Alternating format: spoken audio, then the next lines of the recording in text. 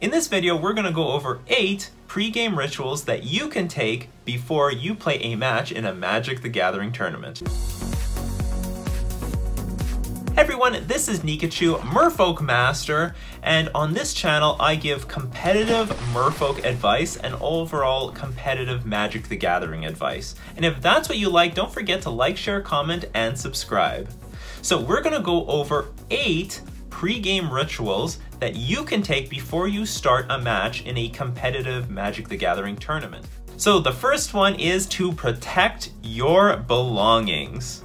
The very first thing that I do after I sit down in my chair, after I've taken my deck box out, is I protect my bag. Now you can do this in many different ways. I prefer to put the bag underneath the table between my legs. Some people like to put a strap underneath their chair, but either way, make sure that it is safe. Don't put it on another chair or somewhere down the table outside of your range of sight, especially in a very large tournament like a Grand Prix. Every single big tournament, someone's stuff gets stolen.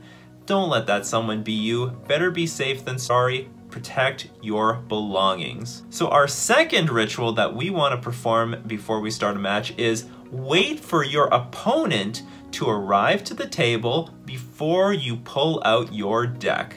Now this applies mostly to very large tournaments like a Grand Prix where everyone is scrambling to find their seat and they're walking down these long rows of tables looking for their table number, and what they can end up finding out is that their opponent is already sitting in the chair on their side that they're walking down. Now if you've already pulled out your deck and start shuffling it, your opponent will walk by and see what you're playing. So what you can do is just wait for your opponent to arrive, sit down, then pull out your deck of cards and start shuffling them. Ritual number 3, make sure the life pad that you pull out is blank. This is my life pad, and when I present this thing to the table, I want to make sure that it's open on a completely blank sheet of paper. A common mistake I see players make is they're going to pull out their life pad with information from their last game, and that's information that you can learn from.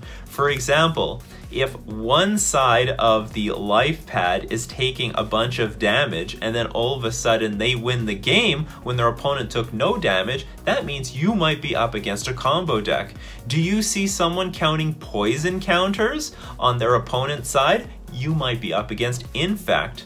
Look how the starting life total changes. Does it go from 19 to 17? That means your opponent is playing with fetches and shock lands. Do the life totals go up? They might have life gain, and that can narrow the range of decks that you're up against before you have even started playing. Ritual number 4, count the number of cards in your sideboard and make sure that those cards belong in your sideboard. You're going to want to do this just in case you forgot to de-sideboard from your prior match. And this is a very easy way to prevent game losses when judges are going to deck check you when you're deep in a tournament. This is also a way of preventing game rule violations if you were to draw one of your sideboard cards during game 1 of a match. So if you've checked your sideboard and everything looks good, let's move on to ritual number 5. Count your deck out to 60 cards by pile shuffling.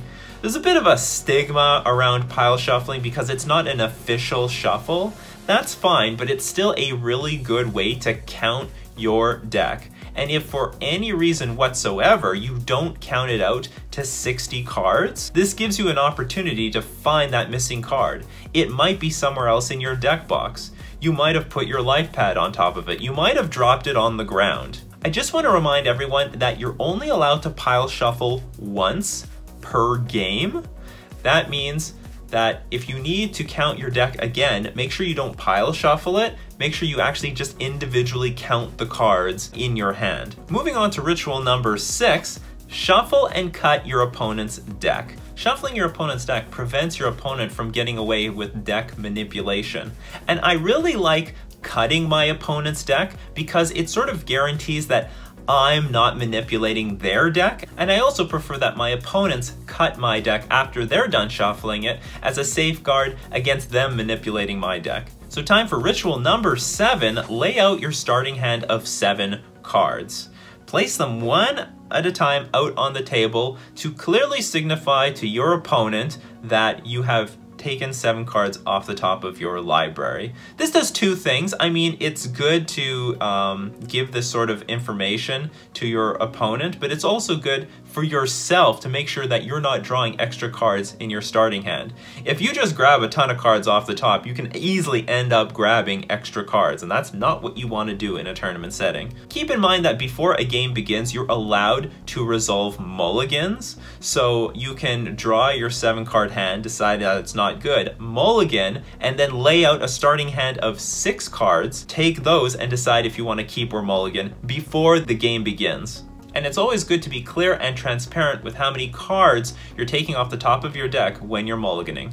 So lastly, ritual number 8, say good luck and let's have a good game. Nothing shows more sportsmanship than wishing your opponent good luck, and I always like to say, let's have a good game, because this is a sport. I didn't come out to just win in 2 or 3 turns because you got mana screwed. My most memorable tournaments aren't the ones where my opponents are mana screwed or flooding all the time. The best matches in Magic are the ones that are very interactive, where there is a mental game of chess being played. Those are the most memorable. So when I play a match of Magic in a tournament, let's have a good game.